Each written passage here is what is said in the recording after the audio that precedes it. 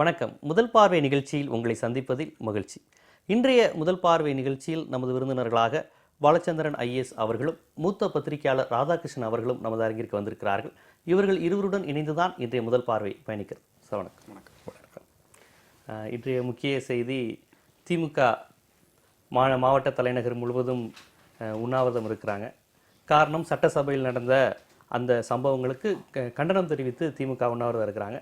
திருச்சியில் திமுக செயல் தலைவர் ஸ்டாலின் அவர்களே அந்த உண்ணாநிலை போராட்டத்தில் கலந்துக்கிறார்.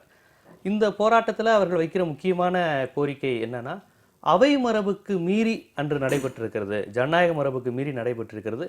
எதிர்க்கட்சிகளான எங்கள் மீது காவல் உயர் அதிகாரிகள் அவை மரபுக்கு மீறி உள்ளே நுழைந்து எங்களை தூக்கி இருக்கிறாங்க.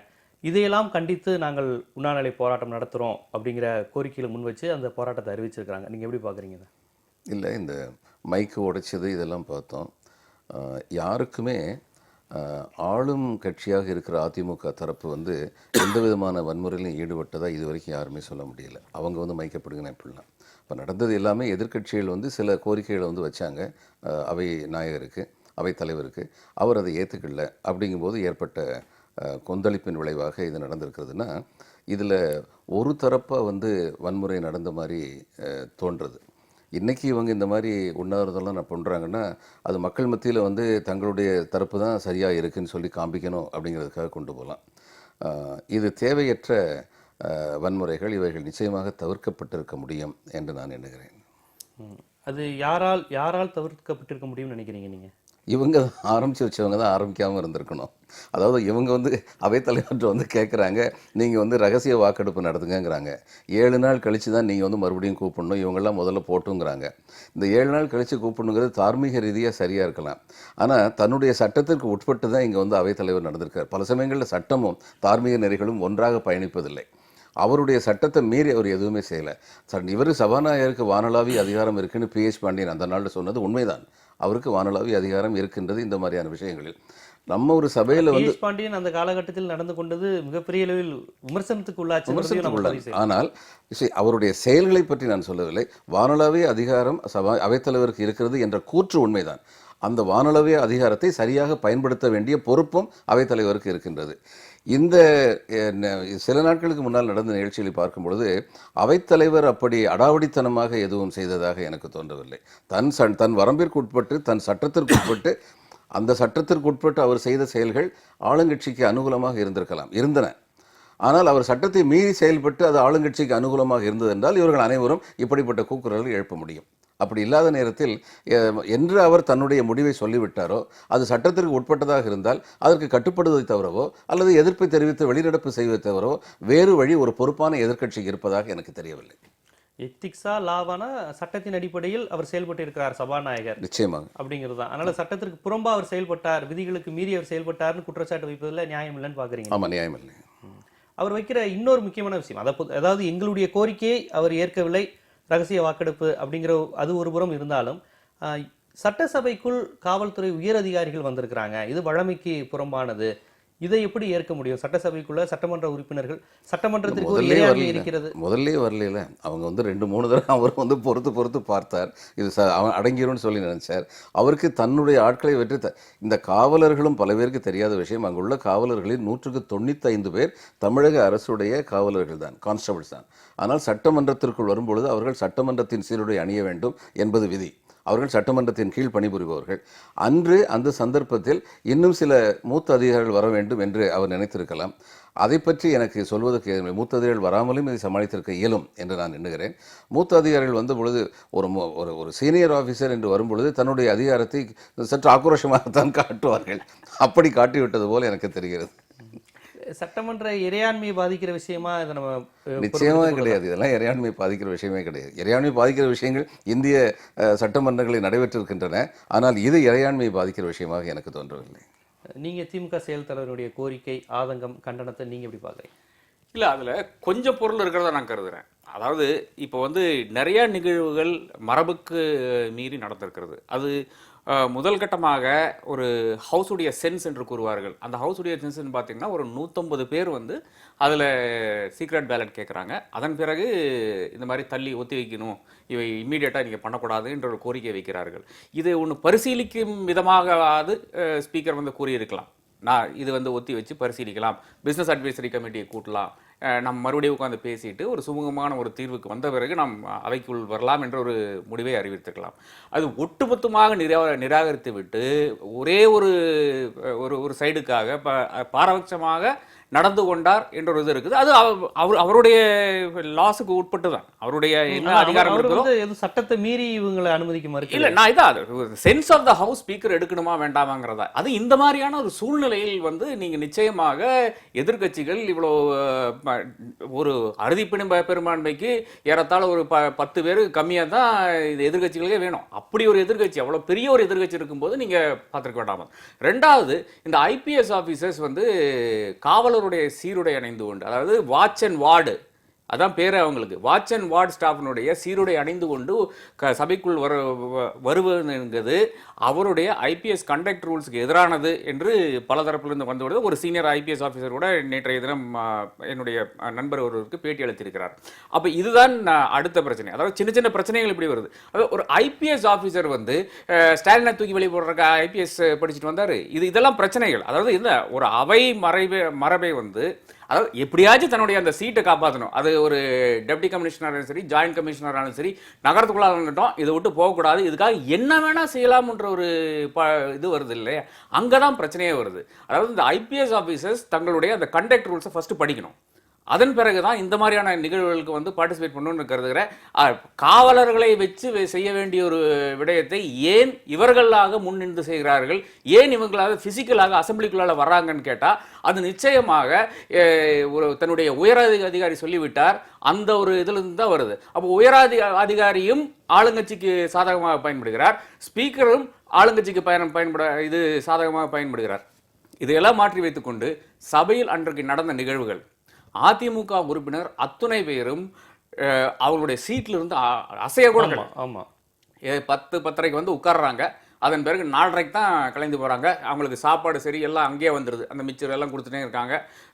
அங்கிருந்து ஒரு டாய்லெட் பிரேக் கூட அவங்க எந்திரிச்சு போகல யாருமே, எக்ஸப்ட் 1 or 2 மினிஸ்டர்ஸ் தவிர வேற யாருமே அவங்க சீட்ல இருந்து கூட விலகல. இது ஒரு அசாதாரண சூழல். இது ஏன் ஸ்பீக்கருக்கு தெரியலையான்னு நான் கேள்வி எழுப்ப விரும்புகிறேன். இப்போ அதாவது நான் ஒரு 20 வருட காலமாக இந்த அவை நடவடிக்கைகளை கவனித்து வருகிறேன். அங்கேயே உள்ளே சட்டசபையிலே இருந்திருக்கிறேன், பல நிகழ்வுகள் சமயத்தில் சட்டசபையில் இருந்திருக்கிறேன். ஒரு முறை ஜெயலலிதா என்ற வார்த்தையை உச்சரித்தால் ஆளுங்கட்சி தரப்பினர், அதிமுக தரப்பினரிலிருந்து என்ன மாதிரியான கோஷங்கள் வரும், எப்படி கத்துவாங்க. அது குறிப்பாக நான் சட்டமன்ற உறுப்பினர்களுடைய பேர் கூற முடியும், ஆனால் இந்த நிகழ்வுக்கு தேவையில்லை என்று கருதுனா அதனால கூறல. அப்படி பேர் கூறிய நபர் கூட அந்த சம்பவத்துல அமைதியா தானே இருப்பாரு. அதனால பேர் அதான் சசிகலான்னு சொல்றாரு, ஜெயலலிதான்னு சொல்றாங்க, அவ்வளவு சாடுறாங்க திமுக காரங்க. இவங்க வந்து ஒரு ரியாக்ஷன் இல்லைங்க. இது நான் பார்த்ததே கிடையாது என்னுடைய வாழ்நாளில், ஜேர்னலிசம் வாழ்நாளில் வந்து ஒரு தலைவியை வந்து இவ்வளவு கொச்சையாக பேசினது பலதும் வந்து அவை குறிப்பில் ஏறல. ஏன்னா அங்கே எழுதற்கு ஆள் கிடையாது, அந்த அளவுக்கு அங்கே பிரச்சனைகள் நடந்து கொண்டிருக்கிறது. அப்புறம் தங்களுடைய ஒருத்தர் தான் ஸ்பீக்கர், தங்களில் ஒருவரான இருக்கிற ஸ்பீக்கரை வந்து தாக்குறாங்க திமுக காரங்க, அதையும் வேடிக்கை பார்த்து உட்காந்துருக்காங்க அதிமுக. இது வந்து நிச்சயமாக ஒரு எமோஷனல் எம்எல்ஏ கண்ணியத்துடன் இவர்கள் நடக்கவில்லை தானே இவ்வளவு நாளா நீங்க விமர்சனம் செஞ்சுட்டு வந்தீங்க. இப்போ அவங்க கட்டுப்பாட்டுடன் கண்ணியத்துடன் நடந்து கொண்டிருக்கிறார். இல்ல பாராட்டணும்ல. ஜெயலலிதா என்ற வார்த்தையை அவையில உச்சரிக்க கூடாது என்று ஆணையிட்ட ஸ்பீக்கரை மீறி அங்க நிகழ்வுகள் நடந்து கொண்டிருக்கிறது. அட்லீஸ்ட் உங்க சீட்ல எந்திரிச்சுன்னு கத்த மாட்டீங்களா? அதான் திமுக எதிர்பார்த்தாங்க. அட்லீஸ்ட் சீட்ல எந்திரிச்சு நீங்க பேசணும் இல்ல, அது இருக்கட்டும், எதிர்பார்ப்பு இருக்கட்டும். ஆனால் இவ்வளவு உணர்வில்லாத மனிதர்களா அதிமுக எம்எல்ஏகள் நிச்சயமாக கிடையாது. இதுதான் நான் சொல்றேன். 25 வருடமாக நான் பார்த்து கொண்டிருக்கிறேன். இது இல்லை, அதிமுக அங்க உட்கார்ந்தவர்களுக்கு ஏதோ ஒரு தாக்கத்தின் பேரில் உட்கார்ந்து கொண்டிருக்கிறார்கள். ஆனால் நிச்சயமாக கூகா செல்வத்தையும் சரி, பா ரங்கநாதனையும் சரி, அன்பழகனையும் சரி, இவர்கள் எல்லாம் ஸ்டாலின் சொல் படிக்கா போய் இந்த மாதிரியான நிகழ்வுகள், வாகை சந்திரசேகர் இவங்கெல்லாம் வந்து ஸ்டாலின் சொல் படிக்க போய் செய்த காரியங்களை செய்தார்கள், இல்லை தன்னிச்சையாக செய்தார்கள். இது ஸ்டாலின் ஃபர்ஸ்ட் விளக்க வேண்டும். அதாவது இவர்கள் ஆரவாரம் செய்தது என்பது தன்னிச்சையாக செய்தது, அவர்கள் அமைதியாக இருந்தது ஏதோ ஒரு அறிவுரை கொடுத்து இப்படி தான் இருக்க வேண்டும் என்று திட்டமிட்டு நடந்தது. அப்படிதானே? இல்ல தன்னிச்சையாக செய்தார்களா என்று ஸ்டாலின் விளக்க வேண்டும். அப்படி தன்னிச்சையாக செய்திருந்தால் அவர்களை கட்சியிலிருந்து இப்போதைக்கு விலக்க வேண்டும். இதுதான். எப்படிங்க ஸ்பீக்கர் ஸ்பீட்ல போய் உட்காரலாம்? யார் நீங்க? எம்எல்ஏ தானா? அப்ப எம்எல்ஏங்கிறது ஸ்பீக்கரை பிடிச்சி தள்ளுறக்கா இருக்கிறீங்க? ஒரு ஒரு பொது புரிதலுக்காக உங்களுக்கு தெரியும் கேமரா இருக்குன்ட்டு. அது ஜெயலலிதா அம்மையார் மிக தெளிவாக கூறினாங்க. 2001 2006 ஏன் கேமரா போட்டேன்னு சொன்னாங்க. ஒரு முறை திமுக வந்து கலவரம் செய்யறதுக்காக சபைக்குள்ள வருது, அதனாலதான் நான் கேமரா போட்டேன். 8 கேமரா போட்டாங்க அவங்க. அதுக்கு 8 கோடி ஏதோ செலவுன்னு சொன்னாங்க. ஆனா நம்ம லைவ் டெலிகாஸ்ட் பண்ண மாட்டோம், அதுக்கான காசு கிடையாது, பணம் கிடையாது, அதுக்கு தேவையில்லைன்னு சொல்லிட்டு போட்டாங்க. உங்களுக்கு தெரியும் அப்ப கேமரா இருக்குது, உங்களுக்கு தெரியும். அப்போ ஒரு கேமரா இருக்கிற ஒரு இடத்துல, எல்லாமே பகிர்ந்து கொண்டிருக்கிற ஒரு இடத்துல நீங்க என்ன மாதிரியான முழக்கங்கள் செய்திருக்க வேண்டும், என்ன மாதிரியான நடவடிக்கை செய்திருக்க வேண்டும் என்று இவ்வளவு தலைமூத்த தலைவர்களுக்கு தெரியாதா? ஒரு கூகா செல்வத்துக்கு தெரியாதா? ஒரு ரங்கநாதனுக்கு தெரியாதா? இவர்கள் ஏன் ஸ்பீக்கருடைய அந்த சேர்ல அமர்ந்தாங்க? அதுவும் ரங்கநாதன் வந்து ஒரு மாக் செஷன் மாதிரி நடத்திட்டு இருக்காருங்க. ஸோ இதெல்லாம் இருக்கும்போது பாக்கி எல்லாம் வந்து டீட்டெயில்ஸ் ஆகி மாறிவிடுது. அதாவது இந்த என்டையர் ஷோ வந்து ஒரு அதிமுக ஒரு தரப்பினரும் இன்னொரு தரப்பினருமான நடக்கக்கூடிய அந்த சண்டையை வந்து திமுக இந்த விதமாக கையாண்டது காரணம். இப்போ என்ன மக்கள் மத்தியிலையும் நிச்சயமாக திமுகவுக்கு ஒரு அவப்பேர் ஏற்பட்டுள்ளது. இந்த அவப்பேரை எப்படி களைய போகிறீர்கள்? ஒரு நாள் ஒரு உண்ணாவிரதம் இருந்து இதெல்லாம் கழுவி போயிருந்து பார்த்தீங்கன்னா நிச்சயமாக கிடையாது என்று நான் கருதுகிறேன். இது ஃபர்ஸ்ட் விளக்குங்க. நீங்க உங்க தவறை ஃபர்ஸ்ட் ஒத்துக்கொள்ளுங்க. சும்மா வருத்தம் தெரிவிச்சனால பத்தாது. ஸ்பீக்கர் அறைக்கு போய் வருத்தம் தெரிவிச்சார் ஸ்டாலின் என்ற ஒரு வார்த்தை வருகிறது. அது நிச்சயமாக ஒத்துக்கொள்ளக்கூடியதா. மக்கள்கிட்ட பகிரங்கமாக மன்னிக்க. இந்த 2 பேரை நீங்க வந்து கட்சியிலிருந்து நீக்கணும். இப்போ நீக்கி வச்சு அதுக்கான ஒரு என்கொயரி போட்டு அவங்ககிட்ட எக்ஸ்பிளேஷன் வாங்க வேணும். அவங்க வருத்தம் தெரிவிக்க வேணும். 2 பேரும் கூகா செல்வமும் பாரங்கநாதனும் நிச்சயமாக கட்சியினுடைய அந்த இந்த நடவடிக்கையை வந்து கட்சி ஏற்றுக்கொள்ளக்கூடாது. திமுக என்ற ஒரு கட்சி நிச்சயமாக இதை ஏற்றுக்கொள்ளக்கூடாது. ஸ்டாலின் அவர்கள் தவறு இருந்திருந்தால் நான் மன்னிப்பு கேட்டுக்கொள்கிறேன் சொல்லியிருக்கிறார். இது 2வது முறையா சொல்றாரு. ஏற்கனவே ஒரு முறை ஏதாவது சட்டசபைக்கு ஏதாவது ஒரு நற்பெயருக்கு களங்கு விளைக்கும் செயல்பட்டு இருந்தால் நான் மன்னிப்பு கேட்டுக்கொள்கிறேன்லாம் அவர் 2 முறை வந்து ஸ்டாலினே அவர்கள் சொல்லியிருக்காங்க. போதுமானது இல்லைங்கிறீங்க. இல்ல என்னங்க இது? என்ன களங்கம் ஏற்பட்டிருந்தால் ஏற்படலையா?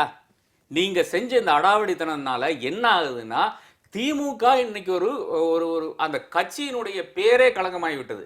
ஏதோ 2 கட்சிகள் ஒரு அதிமுகக்குள்ளால் இருக்கிற ஒரு கோஷ்டி பூசல் வந்து நீங்க வந்து அதை அட்வான்டேஜா மாத்தி இருக்கணும்.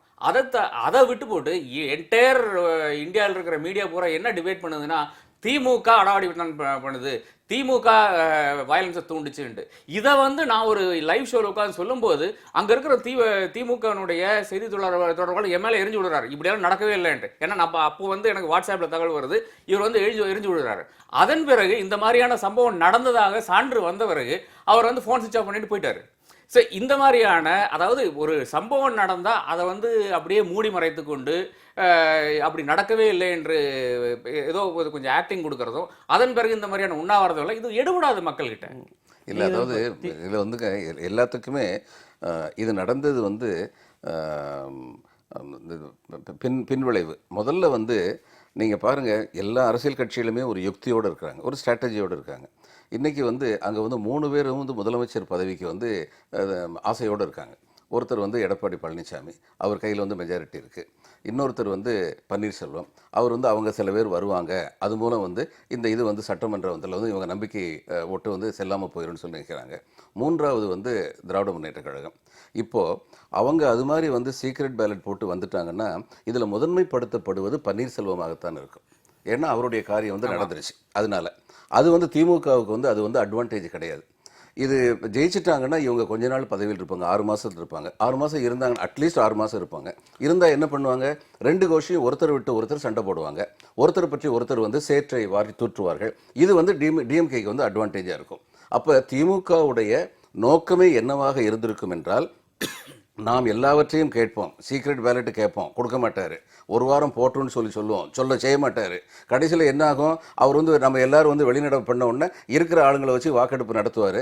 அது வந்து ஓப்பனாக இருக்கிறதுனால அவங்க ஜெயிச்சிருவாங்க, தங்களுடைய நோக்கம் நிறைவேறும். பன்னீர்செல்வம் இதில் வந்து வர முடியாது, இவர் வந்து அட்வான்டேஜ் எடுக்க முடியாது. இந்த நோக்கம் வந்து அவங்களுடைய நோக்கம் சரிவர நிறைவேறி இருக்கும். திரு ராதாகிருஷ்ணன் அவர்கள் கூறியது போல் செய்ய வேண்டிய முறைப்படி செய்திருந்தால் இந்த நோக்கம் நிறைவேறி இருந்திருக்கும். ஆனால் இன்று என்னவாகிவிட்டது, இவர்கள் செய்ய வேண்டிய முறைப்படி செய்யாமல் தங்களுடைய யுக்தியை சரிவர பயன்படுத்தாமல் இருந்ததனால் இன்று ஸ்டாலினுடைய தலைமையும் கேள்விக்குறியாகிறது. ஸ்டாலினுக்கு தெரியாமல் நடந்ததா? மிகச் சரியான வினா திரு ராதாகிருஷ்ணன் அவர்கள் எழுப்பினார். ஸ்டாலினுக்கு தெரியாமல் நடந்ததா? அப்படியானால் ஸ்டாலினுக்கு இவர்கள் மேல் என்ன, இவர்கள் எந்த அளவிற்கு அவர் கட்டுப்பாட்டில் வைத்திருக்கிறார் என்ற வினாக்கள் எழுகின்றன. எதை தங்களுக்கு சாதகமாக பயன்படுத்த முடிந்திருக்குமோ அதை தங்களுக்கு பாதகமாக பயன்படுத்தி கொண்டார்கள். இந்த ரகசிய வாக்கெடுப்பு என்று எதிர்க்கட்சிகளும் ஓ பன்னீர்செல்வம் அணியினரும் கேட்கிற அந்த கோரிக்கையை நீங்க எப்படி பாக்குறீங்க? ரகசிய வாக்கெடுப்பு இதில் எடுக்கணும் அப்படிங்கிற அந்த கோரிக்கையை நீங்க நியாயமா பாக்குறீங்களா? இல்லைங்க, அதாவது இதுல நியாயம் முதல்ல வந்து நான் சட்டத்தை சொல்றேன். சட்டப்படி அவர் வந்து எப்படி வந்து வாக்கெடுப்பு நடக்கணும்னு சொல்றாரோ அப்படித்தான் நடக்கும். அவர் குரல் வாக்கெடுப்புன்னு கூட சொல்லியிருக்க முடியும். சொல்லியிருந்தா நம்ம எல்லாரும் இன்னைக்கு சபாநாயகர் வந்து கம்ப்ளீட்டாக வந்து குறை சொல்லியிருப்போம். இது என்ன குரல் வாக்கெடுப்புன்னு. அவர் வந்து ஆள் நம்பர், நான் இதை எண்ணிக்கையை வந்து நான் வந்து கூட்டி கழித்து பார்க்கிறேன்னு சொல்லிட்டாரு. அது நிச்சயமாக ஏற்றுக்கொள்ளப்படக்கூடிய ஒரு நடைமுறை தான். ரகசிய வாக்கெடுப்பு நடந்துட்டால் அப்போ விப்பு இஷ்யூ பண்ணுறதுக்கு என்ன தேவை இருக்குது? ஒவ்வொரு பொலிட்டிக்கல் அரசியல் கட்சியும் விப்பு இஷ்யூ பண்ணிட்டாங்க. நீங்கள் வாங்க வந்து இந்த மாதிரி வாக்களிக்கும் என்று உத்தரவிடப்பட்டிருக்கிறது. உங்களுடைய சட்டசபை விதிமுறைகளின்படி பார்த்தால், அரசியல் நிர்ணய சட்ட சொல்லியிருந்து அதிலிருந்து பிறந்து வந்த சட்டசபை விதிமுறைகளின்படி பார்த்தால், விப்பு இஷ்யூ பண்ணதுக்கப்புறம் அவங்க அப்படித்தான் வாக்களிக்கணும். இல்லை என்றால் டிஸ்குவாலிஃபிகேஷன் ஆக்ட் கீழே அவங்க வருவாங்க. நீங்கள் ரகசிய வாக்கெடுப்பு நடத்திட்டீங்கன்னா சரி, யார் எங்கே வாக்கு அளித்தார்கள்னு தெரியவே முடியாது. அதனால் இவர் வந்து அவைத்தலைவர் வந்து தன்னுடைய அதிகாரத்துக்கு உட்பட்டு ரகசிய வாக்கெடுப்பு கிடையாதுன்னு சொன்னார். இன்னைக்கு பொதுமக்கள் மத்தியில் ரொம்ப அதிருப்தி இருக்குது, ரொம்ப கோபம் இருக்குது. அந்த கோபத்தை எல்லாம் பிரதிபலிக்கிறபடி அவைத்தலைவர் நடக்கணும்னா இதில் உண்மையில் என்ன, யார் யார் என்ன நினைக்கிறாங்கிறது எனக்கு தெரியணும். அதனால் ரகசிய வாக்கெடுப்பு நடத்துங்கன்னு உத்தரவிட முடியும். ஆனால் அது அவருடைய அதிகார வரம்புக்கு உட்பட்டது. இல்லை, ரகசிய வாக்கெடுப்பிற்கு அதுக்கு ஆரம்பத்திலே நீங்கள் 2 பேரும் அதை தான் இது பண்ணீங்க. எது அறம், எது சட்டம், தார்மீகம் எது, சட்டம் என்னவாக இருக்கிறது, அதை நீங்கள் ஆரம்பத்திலே 2 பேரும் விவாதம் செஞ்சீங்க. அவர்கள் கேட்கிற காரணம் ஏன்னா ரகசிய வாக்கெடுப்பு, இந்த சட்டமன்ற உறுப்பினர்கள் நிர்பந்திக்கப்பட்டார்களா, இயல்பாகவே எடப்பாடி பழனிசாமிக்கு ஆதரவாக இருக்கிறார்களா? இதில் எங்களுக்கு பெரிய ஐயம் இருக்கிறது. கூவத்தூர் விடுதியிலிருந்து வருகின்ற சட்டமன்ற உறுப்பினர்கள் வேறு விதமான வாக்குமூலம் கொடுக்கிறார்களே அப்படிங்கிற அந்த வாதத்தை முன்வைத்து தான் நீங்க ரகசிய வாக்கெடுப்பு எடுங்க, அது மூலமா தேர்ந்தெடுங்கிறாங்க. அந்த வாதத்தை எப்படி பாக்குறீங்க? இல்ல, அவங்க கேட்கறதுல வந்து அதாவது இவங்க நிர்பந்தத்தில் வைக்கப்பட்டிருக்கிறார்களா என்ற சந்தேகம் எழுகிறதுங்கிறது அவங்களுக்கு மட்டும் இல்ல, நாட்டில் உள்ள எல்லாருக்குமே சந்தேகம் எழுந்திருக்கிறது. விதம் கூட சந்தேகம். ராதாகிருஷ்ணன் சொன்ன மாதிரி அவங்களா 6 மணி நேரம் அமைதியா உட்கார்ந்துருக்கவங்க, ஆனா உட்கார்ந்துருந்தாங்க. அதனால நிச்சயமா சொல்லி வைக்கப்பட்டிருக்கிறது. இன்னைக்கு கலாட்டா வரும், நீங்க பேசாம இருங்க, எந்த விதமான இதுக்கும் சலனுக்கும் ஆட்படாதீர்கள் சொல்லி வைக்கப்பட்டிருக்கிறது. அதன்படி அவர்கள் நடந்திருக்கிறார்கள். இதையாவது ஒரு கட்டுப்பாடுன்னு சொல்லலாம், சொல்லியிருக்காங்க. நம்ம வந்து ப்ரோவகேஷனுக்கு வந்து இடம் கொடுக்க கூடாது. கட்டுப்பாடுன்னு சொல்லல, இல்ல கட்டுப்பாடுன்னு சொல்றதுக்கு வாய்ப்பு இருக்கு. திட்டம் தான் சொல்றாரு. ஆமா, அது திட்டமிட்ட கட்டுப்பாடு. நீங்க பேசாம இருங்க, ஏன்னா நம்ம இன்னைக்கு ஜெயிக்கணும். இது என்ன, முதல் சிரிப்பு சிரிப்பல்ல, முடிவின் சிரிப்பு தான் சிரிப்பு. அதனால அவங்க ஏதாவது கத்திட்டு போட்டோம், நம்ம இன்னைக்கு ஜெயிக்கணும், அமைதி காக்குங்க அப்படின்னு சொல்லி இருந்திருக்கலாம். ஆனால் நிர்பந்தம் இருந்ததா இல்லை என்பதை பற்றி தமிழக மக்களுக்கு, இந்திய மக்களுக்கு நிச்சயமாக சந்தேகம் இருக்கிறது. அந்த சந்தேகத்தை நிவர்த்தி பண்ணக்கூடிய வழியில் இன்று வரை எந்த செயல்முறைகளும் அமையவில்லை என்பது உண்மைதான். இல்லை, இதில் சட்டம்னு பார்த்தீங்கன்னா அது வந்து 2006 வந்து சுப்ரீம் கோர்ட்டினுடைய இன்டர்பிரிட்டேஷன் 163(1) அரசியல் சாசன சட்டத்தினுடைய இன்டர்பிரிட்டேஷன் பார்த்தீங்கன்னா, கவர்னர் வந்து இந்த மாதிரியான ஃப்ளோட்டஸில் வந்து அவங்கள வந்து கட்டி எடுத்துட்டு வர்றாங்களா இல்லை அடிமைகளாக வச்சிருக்காங்களா, இதுக்கெல்லாம் தீர்மானம் செய்கின்ற அந்த மாரல் அத்தாரிட்டிங்கிறது கவர்னருக்கு கொடுக்கவில்லை அப்படிங்கிறாங்க. நம்பர்ஸ் தான் பார்க்குறாங்க. அதை தாண்டி ஒரு இது பார்க்க வேண்டிய அவசியம் இல்லை என்ற ஒரு ரூலிங் கூட இருக்கு. ஸோ இந்த ரூலிங் வச்சு பார்த்தீங்கன்னா சட்டப்படி அனைத்து இந்த அண்ணா திராவிட முன்னேற்ற கழகம் செய்த, சசிகலானுடைய அந்த தரப்பு செய்த எல்லாம் சரியாகத்தான் இருக்கிறது. ஒரு இடத்துல கூட நமக்கு வந்து டவுட் வர மாதிரி, அதாவது சட்டத்தின் படி பார்த்தீங்கன்னா நிச்சயமாக எங்கேயுமே டவுட் வரல. ஆனால் மரபுகள் படி இல்லைன்னா மனசாட்சி படி பார்த்தீங்கன்னா எல்லாமே தப்பா இருக்கிறது. சட்டத்தின் படி ஒரு அரசியல்வாதி செயல்படணுமா, மனசாட்சியின் படி செயல்படணுமா? இல்லை, ரெண்டும் பார்த்தான செயல்படணும். அதாவது கடைசியில் வந்து உங்களுக்கு மக்கள் வாக்களிக்க வேணும்ல. இன்னைக்கு வந்து இந்த எம்எல்ஏகள் தங்களுடைய தொகுதிக்கு போகும்படியாக ஒரு நிலையில் உள்ளார்களா என்று பார்த்தால், அந்த தொகுதியிலிருந்து வரும் இது விவரங்கள் பார்க்கும்போது நிச்சயமாக முடியாத ஒரு சூழ்நிலை தான் இருக்கிறது. அப்போ நீங்க எதற்காக யாரை ரெப்ரசன்ட் பண்றீங்கன்ற ஒரு கேள்வி வருகிறது. இதெல்லாம் தார்மீகமான கேள்விகள் தான் தவிர, அரசியல் சாசன சட்டப்படி நீங்க எல்லாம் கரெக்டாக தான் செஞ்சிருக்கீங்க. ஆனால் நீங்கள் யாருக்காக உழைக்கிறீர்கள்? ஆனால் இன்னொரு பிரச்சனை இதில் என்னன்னா, எல்லா அரசாங்கம் வரும்போது ஒரு ஹனிமூன் பீரியட் இருக்கும் எல்லா அரசாங்கங்களுக்கும். இபிஎஸ்னுடைய சர்க்காருக்கு மட்டும்தான் அப்படி ஒரு பீரியடே கிடையாது. இதை விட ஒரு மோசமான ஒரு ரிசப்ஷன் கிடைத்த ஒரு இன்னொரு அரசு இருக்கான்னு பார்த்தா அது எந்த தரப்புனாலும் சரி, சிவில் சொசைட்டி ஆனாலும் சரி, அரசியல்வாதிகள் ஆனாலும் சரி, நம்மளை போன்ற நிருபர்களானாலும் சரி, எல்லாருமே வந்து இவ்வளவு கேலிக்கூத்து ஆக்கின பிறகு ஒரு அரசாங்கம் வர வேண்டுமா என்ற கேள்வியை எழுப்பின ஒரு இடத்துல இருந்தா நான் பார்த்து கொண்டிருக்கிறேன். அப்போ நீங்க எல்லாம் அரசியல் சாசன சட்டப்படி எல்லாமே சரியா செய்திருக்கீங்க. ஆனா ஒரு மக்களுக்காக இந்த அரசு நீடிக்குதான்னு பார்த்தா நிச்சயமா கிடையாது. அதுதான் வாஸ்தவம். அரசியல் சாசனப்படி சரின்னு நீங்களே அதை சொல்லிட்டு தான் அடுத்து விமர்சனத்துக்கு உட்படுத்துறீங்க. இந்த இடத்துல வைகோ அவர்கள் வந்து அவர் வந்து அவருடைய அறிக்கை வந்து ரொம்ப முக்கியமானதா இருக்கு. அவர் ஆதாரங்களுடன் சொல்றார். 1952 முதல் தேர்தலையும் இது போன்ற ஒரு வாக்கெடுப்பு, நம்பிக்கை வாக்கெடுப்பு மூதறிஞர் ராஜாஜி அவர்கள் மீது நடைபெற்றது. அவர் நடத்தினார் அந்த தீர்மானத்தை. கலைஞர் அவர்களுடைய ஆட்சியிலும் நடைபெற்றது. ஜானகி அவர்களுடைய ஆட்சியின் மீது எப்போதுமே ரகசிய வாக்கெடுப்பு நடத்தப்படவில்லை. சட்டமன்றத்தில் மட்டுமல்ல, நாடாளுமன்றத்திலும் நடத்தப்படவில்லை. அப்படி இருக்கும்போது சபாநாயகர் மிக சரியாக செயல்பட்டு இருக்கிறார். இந்த அரசும் சரியாக தான் செயல்படுகிறது. ஏன் இது போன்ற அபாண்டமா பழி சுமத்துறீங்க அப்படிங்கிறது அவருடைய கேள்வி. ரகசிய வாக்கெடுப்புங்கிறது சாத்தியமே இல்லாத ஒண்ணு அப்படிங்கிறது வைகோவுடைய வாதம். இல்ல அப்படி நான் பார்க்க முடியாது. சரியாக செயல்பட்டார் என்று ஒத்துக்கொள்ள முடியாது. அரசியல் சாசன சட்ட பிரகாரம் செயல்பட்டார், அந்த அளவுக்கு சரியாக செயல்பட்டார் மட்டும்தான் ஒத்துக்கொள்ள முடியும். வைகோ இத்தனை நாள் ஒண்ணும் பேசல. சட்டத்தின்படி செயல்பட்டார்னு சொல்லிட்டு முற்றுப்புள்ளி வைக்காம கமா வச்சு தொடர்றீங்க. முடியாது. அவர் அதை முற்றுப்புள்ளி வச்சிடுறாரு. சட்டத்தின்படி செயல்பட்டார் சபாநாயகர். அதான் ரொம்ப வாழ்த்துக்கள் அவருக்கு. இப்போ வந்து உத்தராகண்ட் பார்த்தாங்களா, அருணாச்சல் பிரதேஷ் பார்த்தாலும் இதுல எல்லாம் வந்து எங்கேயுமே சீக்ரெட் பேலட்டுக்கு ப்ரொவிஷனே கிடையாதுங்க. ஆனால் ஏன் அங்கங்க சீக்ரெட் பேலட் வருதுன்னா வேற ஒன்றும் கிடையாது. இந்த மெம்பர்ஸ்னுடைய தன்னுடைய அந்த விருப்பத்தை அவங்க வெளிப்படுத்த வேணும். அது வந்து it is against anti defection லா. அதெல்லாம் இருந்தா போது கூட பல இடங்கள்ல நடந்திருக்கு. தமிழகத்தில் நடக்கலைன்றது வேற ஒரு விஷயம். அதாவது இப்போ 88ல் பார்த்தீங்கன்னா என்னென்ன அதன் பிறகு என்ன நடந்ததுன்னு நாம் பார்த்து கொண்டு தான் இருந்தோம். ஸோ இந்த மாதிரியான சூழ்நிலையில தான் நான் சொல்றேன். அதாவது தார்மீக அடிப்படையில் உங்களுடைய எம்எல்ஏஸ் எல்லாம் சுய நினைவோடு சுய இச்சையோடு மக்களிடம் கலந்தாலோசித்து கொண்டுதான் இந்த வாக்கை கொடுத்தார்களான்னு பார்த்தா நிச்சயமா கிடையாது. இது எல்லாருக்கும் தெரிந்த ஒரு உண்மை. எல்லாரும் வீடியோ எல்லாம் பார்த்து காட்சிகள் பார்த்து கொண்டு தான் இருக்காங்க. எல்லாரும் அதிமுகவினுடைய அந்த செயல்பாடுகளை பார்த்து கொண்டு தான் இருந்தார்கள். ஸோ இந்த ஒரு சூழ்நிலையில வைகோ போல ஒரு தலைமூத்த தலைவர் இதை வந்து ஜஸ்டிஃபை பண்றதுங்கிறது ரொம்ப வேதனையா இருக்கு. இல்ல, அவர் சட்டத்தின் துணை கொண்டு தான் சொல்றாரு. சட்டமன்றத்திலயும் இது நடந்தது கிடையாது. நாடாளுமன்றத்தில் என்ன சொல்றேன்னா இது வரைக்கும் நடந்தது இல்லைங்கிற வரைக்கும் சரி. இது நடப்பதற்கு வந்து சாத்தியமே இல்லை, சட்டமே கிடையாது அப்படிங்கிறது ஸ்பீக்கர் நினைச்சாருன்னா திரு ராதா சொன்னபடி அவர் வந்து நான் சீக்ரெட் பேலட் வைக்கிறேன்னு சொல்ல முடியும். இல்ல, இப்ப சாரே ஒரு விஷயம் சொன்னாங்க. கட்சி தாவல் தடை சட்டம் அதுவும் இதுவும் எதிர்விகிதத்துல போய் நிக்குது. கட்சி தாவல் தடை சட்டம் போட்டதே ரகசிய வாக்கெடுப்பு வந்தா அதுல இருந்து தப்பித்துக் கொள்கிற வழிதான் அதிகமா இருக்கும். ரகசியமா வாக்கெடுச்சா கட்சி தாவல் சட்டமே தேவையில்லை அப்படிங்கிற ஒரு சூழல் வரும் இல்லைங்களா? இல்ல நிறைய, அதாவது இப்ப சேதாப்பட்டை முட்டையனுடைய நேற்று ஒரு பேட்டியை பார்த்தேன். அதுலயும் அவர் சொல்றாரு என்னன்னா ஸ்பீக்கர் நினைச்சா செய்திருக்கலாம்னு சொல்றாரு. அவரும் ஸ்பீக்கராக இருந்திருக்கிறார். அவரும் எவ்வளவோ அடாவடி தனக்கு அந்த சமயத்தில் வந்து ப்ரிசைட் பண்ணியிருக்கிறாரு. அவரும் எவ்வளவு நடவடிக்கை எடுத்திருக்காரு. ஸோ அந்த மாதிரியான பழைய காலத்துல ஸ்பீக்கர் அப்ப இப்போ இருக்கிற சூழ்நிலையில அவர் திமுகவுக்கு ஒரு சப்போர்ட்டா இருக்கிறாருன்னு பார்த்துக்கலாம். ஆனால் அவர் சொல்ற யுக்தி என்னன்னா ஸ்பீக்கர்னுடைய அதிகார பரிதிக்கு உட்பட்டு தான் இதெல்லாம் இருக்குன்ட்டு. அவர் தான் கடைசியில் முடிவெடுக்க வேண்டும் அந்த எந்த சட்டத்தின் கீழ் எப்படி வாக்கெடுப்பு வேணும் என்று. ஆனால் நம்முடைய தமிழ்நாடு அசம்பிளி ரூல்ஸ்ல இதுக்கு விதி இல்லை என்ற ஒரு பிரச்சனை கூட இருக்கிறது. அதுல கூட அவங்க வந்து ஒரு சின்ன கேப் கொடுக்குறாங்க. பட் ஸ்பீக்கர் மே டிசைட் அப்படின்ட்டு, அதாவது அந்த ஸ்பீக்கர்னுடைய சாட்டிஸ்ஃபேக்ஷன் இல்லைன்னா இது ஒண்ணுமே நடந்திருக்க இயலாது என்ற ஒரு பிரச்சனை இருக்குது.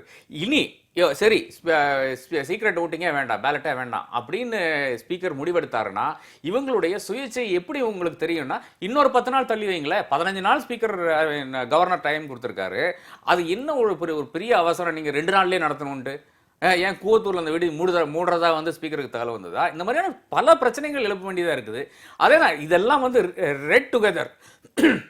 ஸ்பீக்கர்னுடைய அந்த நடவடிக்கையானாலும் சரி, ஐபிஎஸ் ஆஃபீஸர்களை வந்து இந்த வெள்ளை சீருடையில் போட்டு அழகு பார்த்த முதல் மாநிலம் இந்தியாவிலேயே தமிழகம் என்ற பெருமையை வந்து ஸ்பீக்கர் வந்து தமிழகத்துக்கு விதிமீறிய செயலா தான் பாக்குறீங்க. நிச்சயமா காவல்துறை உயர் அதிகாரிகள் சீருடையில் உள்ளே வந்ததை நீங்கள் விதிமீறிய செயலா, ஒரு ஐபிஎஸ் அந்த கண்டக்ட் ரூல்ஸ் படி இது ஒரு தவறான இதாக தான் நான் பார்க்கிறேன். நிச்சயமாக அவங்களுக்கு வந்து இன்டெலிஜென்ஸ் அந்த மாதிரி எக்ஸப்ஷன்ஸ் இருக்கு, எந்தெந்த ரீதியில வந்து அவங்களை வந்து இது பண்ணலான்ட்டு. அந்த ஒரு தருணத்தில் மட்டும்தான் அவங்க வந்து தன்னுடைய அந்த காக்கியை கழட்டி வைத்துக்கொண்டு வேறொரு சீருடையை அணிய முடியும். அது நிச்சயமாக இன்டெலிஜென்ஸ் அந்த மாதிரி வெரி கன்சிஸ்டண்டாக இருக்கிறது.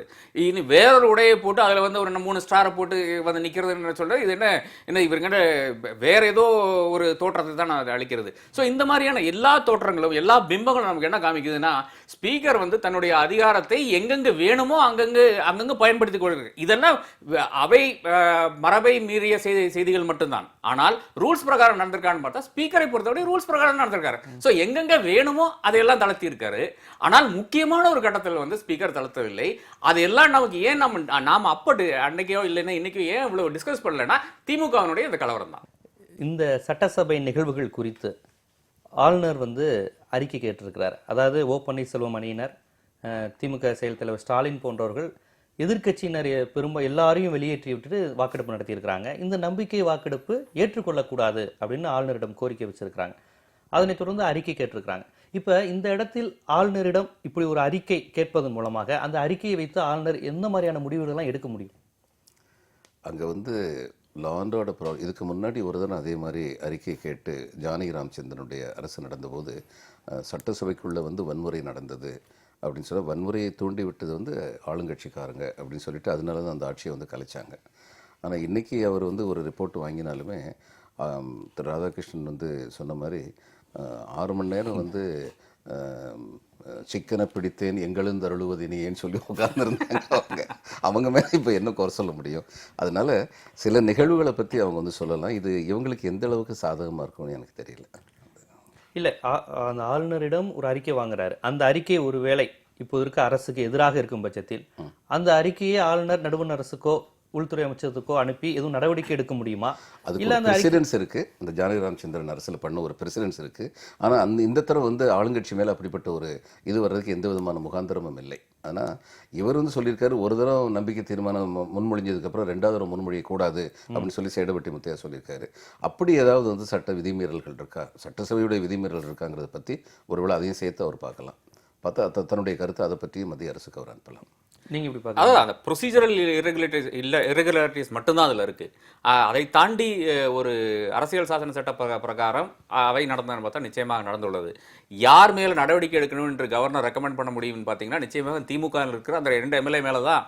யார் போய் அங்கே அமர்ந்தார்களோ, யார் ஸ்பீக்கரனுடைய கையை பிடித்து இழுத்தார்களோ, யார் ஸ்பீக்கரை தள்ளி விட்டார்களோ, இந்த மாதிரி ஒரு 3-4 எம்எல்ஏஸ் மேலே மட்டும்தான் நடவடிக்கை எடுக்கக்கூடிய ஒரு சூழ்நிலையில் கவர்னர் இருக்கிறாரு. ஸோ அவர் ஆளுநர் என்ன ரிப்போர்ட் வாங்கினாலும் சரி, இதெல்லாம் வந்து அரசியல் சாசன சட்ட பிரகாரம் எப்படி ஒரு அவைத்தலைவர் நடக்க வேண்டுமோ அது பிரகாரம் தான் அவர் நடத்தியிருக்காரு. ஸோ அதில் எங்கேயுமே பிரச்சனை வரல. ஆனால் அது சேடப்பட்டி முத்தையா சொன்ன மாதிரி முன்மொழிந்தாரா இந்த தீர்மானத்தை அப்படின்ற ஒரு அந்த முன்மொழியருக்கு முன்னால he has to take leave ஆமா, ஏதோ ஒரு ரூல் பிரகாரம் அவர் சொன்னார். அதை செய்தாரா என்று பார்த்தால் அதை செய்யவில்லை என்ற ஒரு கருத்து வருகிறது. 2வது சார் சொன்ன மாதிரி இந்த 2வது முறையாக 1 மணிக்கு மறுபடியும் அதை ரீஇன்ட்ரடியூஸ் பண்றாரு. அது ரீஇன்ட்ரடியூஸ் பண்றது சரியா? இந்த மாதிரி ப்ரொசீஜரல் இஷ்யூஸ் நிறைய இருக்கு. இது மட்டும் தான் ஐபிஎஸ் ஆஃபீஸர்ஸ் வந்து உள்ள வந்து தூக்கி போடுறது சரியா? காவலர்கள் செய்ய வேண்டிய வேலையை இவர்கள் செய்தது என்ன சீரோடு இணைந்தாலும் சரியா? இந்த மாதிரியான முறையற்ற விஷயங்கள் நிறைய நடந்திருக்கிறதே தவிர, ஆனால் அந்த வாக்கெடுப்பு பெர்சே கவுண்டிங் பெர்சேல வந்து ஒரு பிரச்சனையும் இல்லை என்று கருத்து தான் என்னுடையது. அதனால் ஒரு பெரிய ஒரு நடவடிக்கை வர்றதாக எனக்கு தெரியவில்லை. அப்படி ஒரு நடவடிக்கை என்றால் நீங்கள் சொல்வது போல் ஆளுங்கட்சியினுடைய செயல்பாடுகளையும் நிறைய ஒரு குற்றச்சாட்டை முன்வைக்கக்கூடிய அளவுக்கு செயல்பாடுகள் நடைபெற்று இருக்கிறது. எதிர்க்கட்சிகளும் சில அபிமீறிய செயல்களை செய்திருக்கிறார்கள். இருதரப்புமே அதில் பாதிக்கப்படக்கூடிய வாய்ப்பு இருக்குன்னு பாக்குறீங்க? முக்கியமாக எதிர்க்கட்சி தான், அதாவது பிரதான எதிர்க்கட்சி மட்டும் தான் பாதிக்கக்கூடிய ஒரு நிலையில் இருக்கிறது. இப்போ அப்படி ஒரு ரிப்போர்ட் வந்துச்சுன்னா என்ன, அசம்பிளி செக்ரட்டரிட்ட ரிப்போர்ட் கேட்கறாங்க, நடுநிலையான ஒரு ரிப்போர்ட்டை எதிர்பார்க்கறாங்க. ஆனா அசம்பிளி செக்ரட்டரியை நீங்க தாக்கிருக்கீங்களே, அவருடைய சேர தூக்கி அடிச்சிருக்கீங்க. அவர் ஏதோ ஜமாலுதீன் ஏதோ ஒரு பெரிய ஒரு இதுல தப்பிச்சு போனாராங்கிறது. ஏன்னா அப்படி சூழ்ந்திருக்காங்க திமுகவினுடைய எம்எல்ஏஸ். அதுல இருந்து எப்படி தப்பிச்சு போனாருன்னு இன்னைக்கு எனக்கு ரொம்ப வியப்பா இருக்கு. அந்த வீடியோ காட்சியெல்லாம் பார்த்து கொண்டு தான் இருந்தேன். ஆனா அது ஒரு கிரேட் எஸ்கேப் தான் அவருடையது. அப்ப அந்த மாதிரியான நபர்கிட்ட ரிப்போர்ட் கேட்டிங்கன்னா அது நிச்சயமாக அவருடைய அந்த பர்சனல் எக்ஸ்பீரியன்ஸ் வரத்தான் செய்யும் அந்த ரிப்போர்ட்ல. அதன் பிறகு பார்த்தீங்கன்னா எல்லாம் சுமூகமாக முடிஞ்சு விட்டது. அதை 3 மணிக்கு 3:15 தூக்கி வெளியே போடுறாங்க. அதன் பிறகு டக்குன்னு அந்த வாக்கெடுப்பு முடியுது. எல்லா ஹெட் கவுண்டிங் நடக்குது. அவருடைய பெயர்களை வாசிக்கிறார்கள். அதன் பிறகு 122 to 11 சொல்லுகிறார்கள். இதுதான் அவையில் நடந்த நடவடிக்கைகள். இந்த நடவடிக்கையை வச்சு ஆளுங்கட்சி மேல் ஒரு பிரச்சனை வர வாய்ப்பில்லை. ஸ்பீக்கர்னுடைய சில நடவடிக்கைகள் மேல் நிச்சயமாக அவருடைய ஆஃபீஸுக்கு அது குந்தகம் விளைவிக்கும் செயல்களாகத்தான் இருக்கிறது. அதெல்லாம் ப்ரொசீஜரல் அப்நார்மாலிட்டிஸ் மட்டும்தான் பார்க்க முடியும் நம்ம. எதிர்க்கட்சிகளை அனுப்பிவிட்டு வாக்கெடுப்பு நடத்துவது ஏற்றுக்கொள்ள முடியாது அப்படிங்கிற வாதம் சரியா? நிச்சயமா கிடையாது. அது நீங்க வந்து அதாவது அந்த கேட்ஸ் க்ளோஸ் பண்ணா அதன் பிறகு யாரையும் தூக்கி வெளிப்பட முடியாது. இதுதான் அவையில் இருக்கின்ற மரபு, இதுவரையான மரபு அவ்வளவுதான். ஆனால் அந்த வாசல் எல்லாம் திறந்திருக்கிற அந்த வேளையில் தான் இவங்க வந்து 1 மணிக்கு அவர் வந்து ஸ்பீக்கர் வந்து அந்த ரூலிங் கொடுத்துட்டு போயிடுறாரு, இவங்களை அனுப்பிவிடுங்கள் என்று.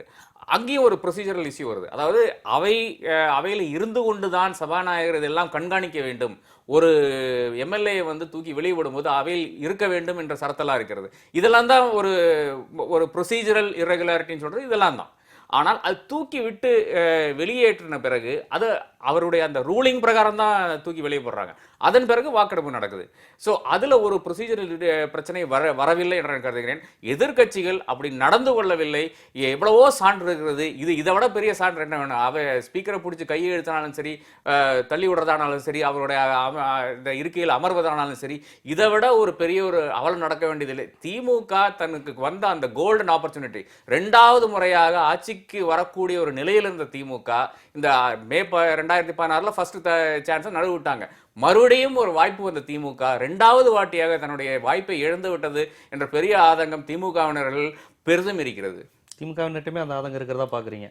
திமுகவினருக்கு இந்திய கம்யூனிஸ்ட் கட்சியினுடைய மூத்த தலைவர் பாண்டியன் அவர்கள் ஒரு கருத்தை இந்த சம்பவம் குறித்து சொல்லியிருக்கார். இங்க நடக்கிற எல்லா பிரச்சனைக்குமே மத்தியில் இருக்கக்கூடிய பாரதிய ஜனதா அரசு தான் காரணம். அவர் வந்து முழுக்க முழுக்க பாஜக மீது தான் இது காரணம் அப்படிங்கிற குற்றச்சாட்டை பாஜக அரசு மீது, இந்த நடுவண் அரசு மீது வைக்கிறார். நீங்க எப்படி பாக்குறீங்க? உங்களையே முழுக்க காரணம் சொல்ல முடியாது. அவங்களும் காரணமாக இருக்கிறாங்க. அவங்களும் ஒரு கட்சி, ஒரு அரசியல் கட்சி. எந்த ஒரு அரசியல் கட்சியும் தனக்கு ஒரு இடம் கிடைக்குமா இந்த மாநிலத்தில் என்று எதிர்பார்ப்பதில் அதற்காக தான் அரசியல் கட்சிகள் இருக்கின்றன. அதை நீங்கள் குறை சொல்ல முடியாது.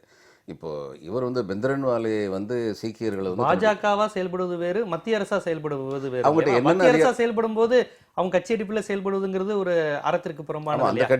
அந்த கட்சியுடைய ஆட்சி தானே. அவர்கள் அந்த கட்சிக்கு ஆதரவாக என்னவெல்லாம் சட்டப்படி செய்ய முடியுமோ அல்லது இஷ்டப்படி வெளி உலகத்துக்கு தெரியாமல் செய்ய முடியுமோ, சட்டப்படி இஷ்டப்படி, ஆமா, எல்லாவற்றையும் எல்லோரும் செய்து கொண்டிருக்கிறார்கள். இதற்கு முன்னால் இருந்த காங்கிரஸ் விதிவிலக்க பெந்திரன்வாலே சீக்கியர்களை கட்டுப்பாடில் கொண்டு வந்தார்.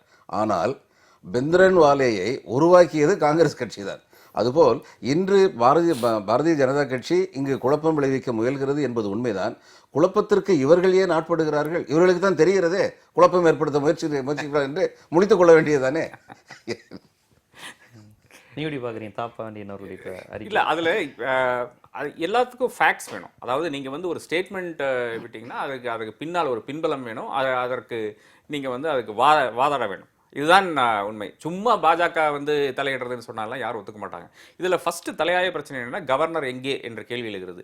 பிப்ரவரி 5ஆம் தேதி சசிகலாவை தேர்ந்தெடுக்கிறார்கள் அதிமுகவினர் முதலமைச்சர் கேண்டிடேட்டாக. அப்போ அங்கேருந்து பார்த்தீங்கன்னா பிப்ரவரி 7ஆம் தேதி வரை, அதாவது பிப்ரவரி 5ஆம் தேதி 2:45 மணிக்கு அவங்க தேர்ந்தெடுக்கப்படுகிறார்கள். பிப்ரவரி 7ஆம் தேதி 9:40 அளவில் வந்து ஒரு பிரச்சனையும் அதிமுகவில் கிடையாது. பன்னீர்செல்வம் எப்போ பேச ஆரம்பிக்கிறாரோ அப்போ தான் பிரச்சனை வருது. அப்போ ஒரு 53 மணி நேரம் 55 மினிட்டுக்கு பிரச்சனையே கிடையாது. கவர்னரை காணோம். அதன் பிறகு மறுபடியும் 2 நாள் ஆகுது கவர்னர் இங்கே வர்றதுக்கு. இதுல எல்லாம் தான் ஏதோ மத்திய அரசு ஏதோ இல்லைன்னா இப்போ மகாராஷ்டிராவில் பெரிய பிரச்சனை நடக்குதுன்னா நம்ம கண்டுகொள்ளலாம். அதாவது இல்லை அவருக்கு அடிஷனல் சார்ஜ் இருக்கா, வர முடியாதுன்னு நம்ம ஒத்துக்கொள்ளலாம். இதைத்தான் தாப்பாண்டின்னு சொல்லியிருக்காரு. நீங்களும் அதைத்தான் நீங்க வேற விதமா சொல்றீங்க. அதாவது அது ஒரு சான்றாக, இது ஒரு சான்றாக இருக்கலாம். இது வந்து ஆனா சர்க்கம்ஸ்டன்ஷியல் எவிடன்ஸ் தான் இது. ஒரு கவர்னருக்கு வந்து அவ்வளவு முக்கியமான நிகழ்வுகள் வந்து பாம்பேயில் இல்ல, டெல்லியில் இல்ல, அப்ப ஏன் பாம்பேக்கும் டெல்லிக்கும் சென்று கொண்டிருக்கிறார் என்ற ஒரு கேள்வி இருக்கு. ஒரு இந்திய குடிமகனுக்கு எப்போது வேண்டுமானாலும் எங்க வேணாலும் செல்வதற்கு உரிமை இருக்கு இல்லீங்களா? இல்ல, அது உரிமை இருக்கு. கவர்னருக்கு வந்து கடமை இருக்கிறது அல்லவா? ஆமா. பிரச்சனை இவ்வளவு பெரிய பிரச்சனைகள் தமிழ்நாட்டில் நடக்கும்போது அதை தாண்டி உங்களுக்கு ஒரு கல்யாணத்துல பார்ட்டிசிபேட் பண்ணணும், ஒரு நோபல் லாரேட்னுடைய மீட்டிங்ல பார்ட்டிசிபேட் பண்ணணும், இதெல்லாம் தான் உங்களுக்கு முக்கியம். உங்களுடைய அந்த கான்ஸ்டிடியூஷன் ஆப்ளிகேஷன் உங்களுக்கு முக்கியம் இல்லையா என்ற கேள்வி வருகிறது. சோ இது ஒரு சான்றாக இருக்கலாம். இனி அடுத்ததாக நீங்க எங்கிருந்து ப்ரூவ் பண்ண போறீங்க? இப்போ ஓபிஎஸ் இதனாலதான் வெளியே வந்தாரு, நரேந்திர மோடியோட பேசினாலதான் வெளியே வந்தாருங்கிறது சான்றே கிடையாது. இது பரவலாக பேசப்படுகின்ற விஷயம். ஆனால் அதற்கு நீங்க எங்கிருந்து சான்று கொண்டு போறீங்க? இல்ல திமுக இந்த சசிகலானுடைய வாதம் எடுத்துக்கொண்டாலே ஸ்டாலின் பார்த்து சிரிச்சாரு, அதனாலதான் இவங்க 2 பேருக்குள்ளால ஒரு பெரிய ஒரு சுமூகமான ஒரு ஏதோ உறவு வந்து விட்டது சொல்றது, அது வந்து வேடிக்கையானது. இப்ப ஸ்டாலின் ஓபிஎஸ் அணி அப்படிங்கிறது சுமூகமா தானே இருக்கிறாங்க இல்லையா? இல்ல அப்படி பார்க்க முடியாது. அப்படியா இருந்தால் ஓபிஎஸ் தரப்பினர் தான் முந்தானியத்து சனிக்கிழமை செம்மலை தான் முதல்ல ரகசிய வாக்கெடுப்பு கோரிக்கை வச்சாரு. ஆமா, ஓபிஎஸ் அணிகள் தான் கலவரத்தில் ஈடுபட்டிருக்க வேண்டும், திமுக வந்து சப்போர்ட் செய்திருக்க வேண்டும். அவங்க எல்லாம் கவனம் உட்காந்துருக்காங்களே அந்த சைட்ல. பாதிக்கப்பட்ட நபருங்கிறது ஓபிஎஸ் தான். அதாவது ஜெயலலிதாவுடைய லெகசியை நான் வந்து பின்பற்ற வேண்டும், அதிமுகன்றது உண்மையான அதிமுக அதுதான் எல்லாம் சொல்லி அவ்வளவு குரல் கொடுத்த மனிதரே அவங்க வந்து கவனம் உட்காந்துருக்காரு. உங்களுக்கு நீங்க தான் பிரச்சனையை ஆரம்பிச்சு விடுறீங்க. அவங்க ஆரம்பிக்க வேண்டிய பிரச்சனையை நீங்க ஏன் ஆரம்பிக்கிறீங்கன்னு இருக்குது. அப்ப அங்க முரண்பாடு வருது இல்லையா? சோ அதற்கு ஏற்பத்தான் இந்த பிரச்சனைகள் எல்லாம் வருதுன்னு நினைக்கிறேன். ஆனால் பாஜகவுக்கு வெளிப்படையாக இதுல ஒரு ரோல் இருக்கிறதாக நாம ஒரு சான்றும் கண்டுபிடிக்க முடியாது. எக்ஸப்ட் திஸ் கவர்னருடைய தரவுகள் ஆதாரங்கள் இல்லைன்னு சொல்றீங்க. அப்படி புரிஞ்சுக்கலாம். ஆமா, ஆதாரங்கள் பாஜக இதுல செயல்படுதா அப்படிங்கிற கேள்விக்கு தரவுகளும் சான்றுகளும் இல்லையே. ஆமா, இப்ப கோர்ட்ல சொன்னா சர்க்கம்ஸ்டான்ஷியல் எவிடன்ஸ் வேணா சொல்லலாம். உத்தராகண்ட்ல இப்படி செயல்பட்டாங்க, அருணாச்சல பிரதேசல இப்படி செயல்பட்டாங்க, அதே யுக்தி தான் இங்கேயும் கைப்பிடிக்கிறாங்க. சார் சொன்னாரே மத்திய அரசு பொதுவாகவே இந்த மாதிரி கடந்த காலங்களில் செயல்பட்டு இருக்கிறது, பாஜகன்னு எடுக்க வேணாம், பொதுவா நடுவண் அரசின் குணமாகவே அது ஜனதாவாக இருந்தாலும் காங்கிரஸாக இருந்தாலும் அது பொதுவா அப்படிதான் செயல்பட்டு இருக்கிறது. ஆமா, அதான் அப்படிங்கிற அந்த மாதிரி பாதையில இருந்து அந்த வரலாற்று புரிதல இருந்து தாப்பாண்டின்னு சொல்லி இருக்கிறாருன்னு எடுத்துக்கலாமா? இல்ல, அது வந்து எஸ்ஆர் பொம்மையினுடைய கேஸ் வரை அது நிச்சயமாக கரெக்ட் தான். அதன் பிறகு ஒரு 16 வருஷ காலம் இல்லைன்னா 12 வருஷ காலம் வந்து பெரும் பிரச்சனைகள் ஒன்றும் மத்திய அரசாங்கம் மாநிலத்தின் மேல் அவ்வளவு அழுத்தம் செலுத்தவில்லை. பொம்மை வழக்குக்கு அப்புறம் தானே அருணாச்சல பிரதேஷ் உத்தரகாண்ட் சம்பவம் நடைபெற்றது. அதான் சொல்றேன், இப்பதான் ஆரம்பிச்சது. மறுபடியும் 2014க்கு பிறகுதான் அது மறுபடியும் ஒரு பிரச்சனையா வருது. அதுலயும் வந்து சுப்ரீம் கோர்ட் என்ன சொல்லுதுன்னா அருணாச்சல் பிரதேசத்தில் செய்த தவறு உத்தராகண்ட்ல செய்த தவறுன்னு தான் ரூலிங்கும் வருது. சோ அதன் பிறகு அங்க மாறி நிறைய பிரச்சனைகள் வந்து அருணாச்சல் பிரதேசல அது வேற விஷயம். ஆனால் இன்னைக்கு கூட சுப்ரீம் கோர்ட் அது நிலையான ஒரு தீர்மானம் தான் எடுத்துட்டு இருக்கு. அது எஸ்ஆர் பொம்மை ஒட்டி இருக்கிற தீர்மானங்கள் தான் வந்து கொண்டு இருக்கிறது. மறுபடியும் வந்து அட்வென்ச்சரிசம், சென்டரினுடைய அட்வென்ச்சரிசம் இந்த ரெண்டு இடத்துலையும் தென்படுகிறது. ஆனால் அதற்கான சான்றுகள் வந்து இங்க தென்படவில்லை என்ற ஒரு பிரச்சனை இருக்கிறது. அதனால் அவ்வளவு அப்படி ஒரு பகிரங்கமான அக்யூசேஷன் பிஜேபி மேல வைக்க முடியாது. இல்லை, சில சான்றுகள் இருக்குன்னு நான் நினைக்கிறேன். அதாவது முதல் 2 நாட்கள் வந்து கவர்னர் மௌனசாமி திரு ராதாகிருஷ்ணன் அவர்கள் மிக சரியாக, பல பேர் அதை முதல்ல சரியாக கவனிக்கலை. முதல்ல இருந்தே திரு ராதாகிருஷ்ணன் அவர்கள் அதை பாயிண்ட் அவுட் பண்ணியிருக்காரு. முக்கியமான விஷயம் இது. இந்த கோர்ட்டு கேஸ் இருக்குது, அதனால நான் இப்போ வந்து தீர்மானிக்க முடியலன்னு சொல்ல வேண்டியதானே, அதை சொல்லலை. அப்போது இங்கே ஏதாவது கூடாரத்தில் குழப்பம் நடக்குமாங்கிறதுக்காக வெயிட் பண்ணிக்கிட்டு இருந்த மாதிரி தான் அந்த 2 நாளுடைய மௌனத்தை வந்து நம்ம பொருள் கொள்ள முடியும். அதுக்கப்புறம் என்ன சான்றுன்னு சொல்லி கேட்டிங்கன்னா, இது ரொம்ப நேரடியான சான்று இல்லை, கொஞ்சம் சர்க்கம்ஸ்டான்ஷியல் சான்று. என்னென்னா, அவர் கவர்னர் வந்து ஒரு ஆட்சியில் பொறுப்பில் இருக்கார். அவர் செய்கிறது சரின்னு ஏன் 7 தான் திரும்ப திரும்ப தமிழை செய்யும் இவரும் பொன் ராதாகிருஷ்ணன் சொல்லணும்? அது என்ன தேவை? அதுவும் அவங்க சொன்னதில் என்ன பொருள் இருந்தது? இது ஒன்று. அடுத்தது வெங்கையா நாயுடு சொல்கிறாரு, நாங்கள் வந்து இங்கெல்லாம் வந்து தலையிட மாட்டோம், தமிழ்நாட்டில் என்ன நடக்குதுங்கிறது அவங்களுடைய இதுங்கிறாரு. பொன் ராதாகிருஷ்ணன் வந்து நம்பிக்கை வாக்கெடுப்புக்கு முன்னாலே இது நிலைக்காது, இது நிலைக்காது அப்படின்னு சொல்கிறாரு. இதெல்லாம் வெறும் ஆசைப்பட்ட வார்த்தைகளாக நான் நினைக்கல. அவங்களுக்குன்னு ஒரு திட்டம் இருந்தது, ஆனால் அந்த திட்டம் வந்து நிறைவேறதுக்கான வாய்ப்புகள் இல்லை. அந்த திட்டம் வரும்பொழுது இப்போ திரும்ப தமிழை சொல்கிறாங்க, நாங்கள் என்ன அவங்க எம்எல்ஏ வெளுத்தாங்க, இவங்க இன்னொரு பாரதிய ஜனதா கட்சியை சேர்ந்த பெண் பிறகு சொன்னாங்க அவங்க எம்எல்ஏ வெளுத்தமான்னு சொல்லி கேட்குறாங்க. அவங்க பாரதிய ஜனதா கட்சிக்கு தான் எம்எல்ஏ இழுக்கணும் இல்லை, பாரதிய ஜனதா கட்சி சார்பாக ஒரு கோஷ்டியை உருவாக்க முடிந்தால், ஒரு குழுவை உருவாக்க முடிந்தால் அதன் பிறகு அதிலிருந்து மீன்பிடிக்கலாம் என்பது அவர்களுடைய. அதில் இன்னொன்று சொல்கிறேன், எல்லா அரசியல் கட்சிகளும் இதுவரைக்கும் அவங்க அரசியல் ரீதியாக தான் பண்ணுறாங்க. இதில் எல்லா அரசியல் கட்சிகளும் வந்து அங்கே ஒரு குழப்பம் இருந்தாலும் நமக்கு ஒரு ஆதாயம் வேணும்னு சொல்லி போகிறது இயல்பு தான். எங்கே தப்பு நடக்கும்னா, ஆட்சி அதிகாரத்தை பயன்படுத்தி நீங்கள் அதை துஷ்பிரயோகம் பண்ணினீர்கள் என்றால் அங்கு தவறு நடக்கும். அங்கே இவங்க சொன்ன மாதிரி இவர் எஸ்ஆர் பொம்மைக்கு அப்புறம் அவ்வளவு லேசாக தப்பு பண்ண முடியாது, அப்படியும் கஷ்டப்பட்டு தப்பு பண்ணுறதுக்கு முயற்சி பண்ணுறாங்க. சுப்ரீம் கோர்ட் தலையில் கூட்டு வைக்கிறாங்க. அதான் நடந்துட்டு இருக்கு.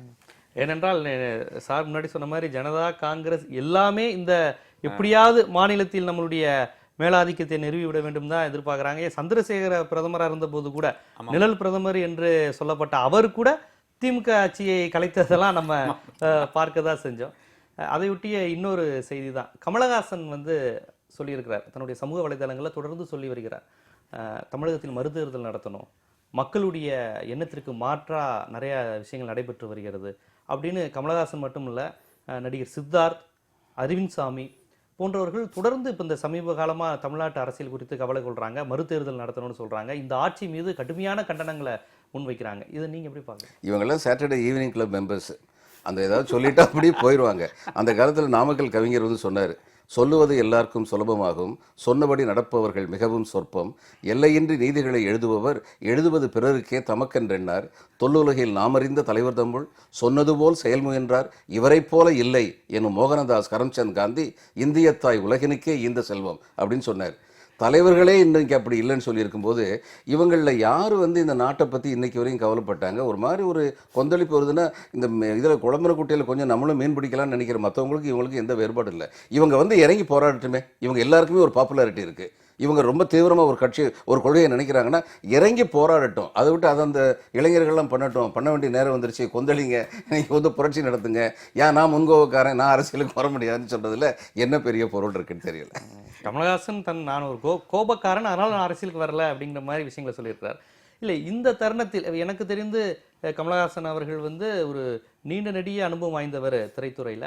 91 ஒரு கோபம் வந்தது திமுகவுக்கு எதிராக, 96 அதிமுகவுக்கு எதிராக கடுமையான கோபம் வந்தது. அப்போ அந்த மக்களிடம் இருந்த கோபம், பொது புத்தி எதையுமே இவங்க பிரதிபலிக்கலை. எந்த கட்சிக்கும் இதுவரையும் ஆதரவாகவும் எதிர்ப்பாகவும் அவங்க பேசின மாதிரி நமக்கு தெரியல. ஆனால் இந்த தருணத்தில் இவ்வளவு கடுமையாக அந்த அரசை எதிர்ப்பதும், மறுதேர்தல் நடத்த வேண்டும் என்பதும், மக்களிடம் நீங்கள் சென்று கேளுங்கள், சட்டமன்ற உறுப்பினர்களுக்கு அறிவுரை சொல்லக்கூடிய இந்த திரைப்பட கலைஞர்களுடைய மனநிலையை நீங்கள் எப்படி பார்க்குறீங்க? அது கமலுடைய ஒரு படத்துல நம்ம நண்பர் பி.சி. ஸ்ரீராம் இயக்கிய ஒரு படத்துல குருதிப்புணல் உண்டு. அதுல ஒரு டயலாக் வரும். நாசர் சொல்லுவார், எல்லா மனிதனுக்கும் ஒரு பிரேக்கிங் பாயிண்ட் இருக்குன்ட்டு. ஸோ அதை வச்சு பார்த்தோம்னா ஒரு குடிமகனாக எனக்கு முற்றிலுமாக வெறுத்து விட்டது இங்கு நடக்கும் அரசியல். அந்த ஒரு தருணத்திலிருந்து நான் பேசும்போது அது உணர்வுபூர்வமாக ஆக்கபூர்வமான கருத்துக்கள் நிச்சயமாக வரக்கூடும். அது கமலுக்கும் உரிமை உண்டு, அது ஒரு சித்தார்த்துக்கும் உரிமை உண்டு, எல்லாத்துக்கும் உரிமை உண்டு நான் கருதுகிறேன். அதை தாண்டி நீங்கள் அதற்காக என்ன செய்தீர்கள்? அது ஃபிசிக்கலாக நீங்கள் உங்கள் ப்ரெசன்ஸ் எங்காச்சும் இருந்ததா? நீங்கள் ஏதாச்சும் ஒரு போராட்டத்தில் நீங்கள் ஈடுபட்டீங்களான்னு பார்த்தா நிச்சயமாக கிடையாது. இதுதான் எனக்கு இந்த பெரிய செலிபிரிட்டிஸ் கிட்ட இருக்கும் பிரச்சனையே. இதுதான், தூண்டி விட்டு போயிடுவாங்க. அதன் பிறகு மக்கள் என்ன அவதிப்படுறாங்களுக்கு அவங்களுக்கு பிரச்சனையே கிடையாது. வருந்துகிறேன்னு சொல்லி முடிச்சுட்டுனா அதோட முடிஞ்சு போகுது. இப்போது உங்கள் திரைத்துறையிலேயே எவ்வளோ பிரச்சனை வருது. அது ஒரே ஒரு அஜித் மட்டும்தான் நேராக நின்று முதல்வர் கருணாநிதியிடம் சொல்கிறார் ஒரு ஃபங்க்ஷனில், அதாவது நீங்க என்னை வற்புறுத்தக்கூடாது, இந்த மாதிரியான ஃபங்க்ஷனுக்கு வற்புறுத்தக்கூடாதுன்றது ஒரு அஜித்தினால மட்டும் தான் சொல்ல முடியுதே தவிர வேற ஒரு கலைஞனும் அங்கே சொல்லல அந்த ஸ்டேஜில். இதுதான் பிரச்சனை. இன்னொரு இடத்துல பார்த்தீங்கன்னா உங்க திரைத்துறையிலேயே பிரச்சனைகள் வருது. இப்போ ஒரு உதாரணத்துக்காக வச்சுக்கொள்ளலாமா? இது அதாவது ஒரு எக்ஸிபிட்டருக்கு பிரச்சனை வருது. அவருடைய அந்த எக்ஸிபிஷன் ஸ்க்ரீன்ஸ் எல்லாம் ஒரு தனிநபர் ஆளுங்கட்சியை அந்த தனிநபர் வாங்கி கொள்கிறார். இதற்கு நீங்கள் ப்ரொட்டஸ்ட் பண்ணீங்களா? கிடையாதுல்ல. உங்களுடைய அதே போல் எவ்வளவோ லீடிங் ஆர்டிஸ்டினுடைய படங்களுக்கு அந்த ரிலீஸ் டேட்டில் பிரச்சனை வருது. அதுக்கு நீங்கள் எல்லாம் ஒன்றா நின்று குரல் கொடுத்தீங்களா? கிடையாதுல்ல. அந்த ஒரே ஒரு நடிகன் முதலமைச்சரை பார்க்குறது, அங்கே போகிறது, இங்கே போகிறது, பேச்சுவார்த்தைகள் நடக்கிறது, சமரசம் பண்ணுறது, இதுதான் நடந்துட்டுருக்கு. நீங்கள் என்னைக்காச்சு உங்கள் துறையில் இருக்கிற பிரச்சனைக்காக நீங்கள் முன் குரல் கொடுக்காமல் இருந்தீங்கன்னா அப்புறம் இந்த மாதிரியான கருத்துக்கள் தயவு செய்து வெளியிடாதீர்கள். அது மக்களை தேவையில்லாமல் தூண்டுகிறது என்ற ஒரு கருத்து தான் என்னுடைய இது. மக்களுடைய பொது புத்தியை தனக்கான சந்தையாக மாற்றிக்கணும், தனக்கு ஆதரவாக மாற்றிக்கணுங்கிற ஒரு எண்ணமாக இருக்கலாமா? ஏன்னா இன்னைக்கு இப்படி ஒரு மக்கள் மனநிலை இருக்கு, அதோடு சேர்ந்து நம்மளும் பயணிப்போம், நம்மளும் கருத்து சொல்லுவோம், மக்கள் ஆதரவு இருக்குங்கிற மாதிரியான எண்ணமா இருக்கலாம். நிச்சயமா இருக்கலாம். அதாவது அடுத்த ஒரு படம் வரும் அந்த தருணத்தில் தான் யூசுவலாக இந்த யுக்தியை கையாளுவார்கள். அது குறிப்பாக பார்த்தீங்கன்னா பாம்பேல பாலிவுட் ஆளுகள் தான் இதை குறிப்பாக செய்வார்கள். பேட்டி ஆனாலும் சரி, இல்லை ஒரு அப்பியரன்ஸ் ஆனாலும் சரி, இந்த மாதிரியான ஜிமிக்கரி எல்லாம் கம்ப்ளீட்டாக அந்த நார்த் இந்தியன் ஒரு கேரக்டர் இருக்குது, அது இங்கேயும் விட்டதோ, அதாவது இந்த மாதிரியான அந்த மனிதர்களுடைய உணர்வுகளை நாம் சந்தையாக மாற்றிவிட்டு என்னுடைய படத்துக்கு அது வலு சேர்க்குமோ என்ற ஒரு எண்ணத்தில் இருந்து கூட வரலாம். ஏன்னா இந்த சந்தேகங்கள்லாம் ஏன் எழுதுனா வேற ஒன்றும் கிடையாது. திரும்ப திரும்ப நான் சொல்றது தான், உங்க இண்டஸ்ட்ரியில் நடக்கிற பிரச்சனைகளுக்கே நீங்க குரல் கொடுக்க மாட்டீங்களே, நீங்க எப்படி மக்களுக்கு அறிவுரை சொல்லலாம் என்ற ஒரு கருத்து இருக்கிறது எனக்கு. இவங்களுடைய சுயநலத்துக்காக இப்போ இன்னொரு பெரிய நடிகர் இருக்காரு, தன்னுடைய ஒவ்வொரு படம் ரிலீஸ் ஆகிறதுக்கு முன்னாடியும் அரசியலுக்கு வரப்போறேன்னு சொல்லி கொஞ்சம் அப்படி ஃப்ளோட் பண்ணி வைப்பார். அதுக்கப்புறம் படம் இப்போ அந்த மாதிரி அறிக்கைகள் வருவதில்லை. இப்போ யாரும் அதை பற்றி கவலைப்படுறதில்லை. அவர் வந்தாலும் சரி வரலனாலும் சரி இந்த மனநிலைக்கு மக்கள் வந்துட்டாங்க. இப்போ இவங்க எல்லாருமே முதல்ல தெரிஞ்சுக்கணும், 30-40 ஆண்டுகளா இந்த தமிழகம் திரைப்பட தாக்கத்தினால் சீரழிந்து போய்விட்டது. இந்த சீரழிவு நீங்க வேண்டும் என்றால் அரசியல் துறை வல்லுநர்கள் இருக்கிற பத்திரிகையாளர்கள், பேராசிரியர்கள், மருத்துவர்கள், வழக்கறிஞர்கள், எத்தனையோ வல்லுநர்கள் இந்த தமிழகத்தில் இருக்கின்றார்கள். அவர்கள் அரசியலுக்கு வருவதற்கான ஊக்கம் அளிக்கப்பட வேண்டும்.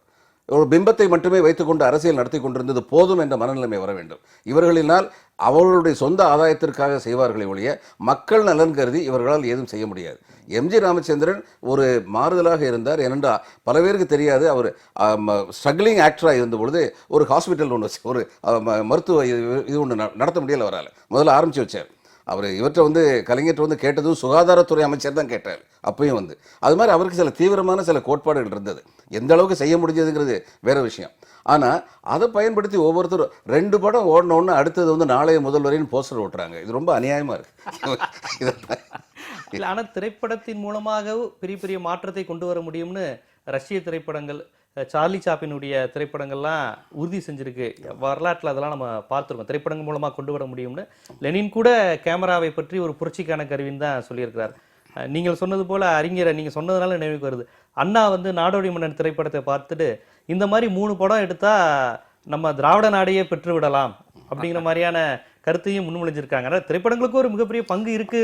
அவர் சொன்னது ரொம்ப கரெக்டுங்க. அவங்கள என்ன சொன்னாங்க, தங்களுடைய காரியத்தை நடத்தி கொள்ளலாம் அப்படின்னு சொன்னாங்க. திராவிட நாடு வர்றதுக்கு இது உதவும் அப்படிங்கிற மாதிரி. அப்ப இன்னைக்கு வரைக்கும் திரைப்படங்கள் அந்தந்த கட்சிகளுடைய நோக்கங்களுக்காக, அந்தந்த தனி நபர்களுடைய நோக்கங்களுக்காக மட்டுமே பயன்பட்டிருக்கின்றன.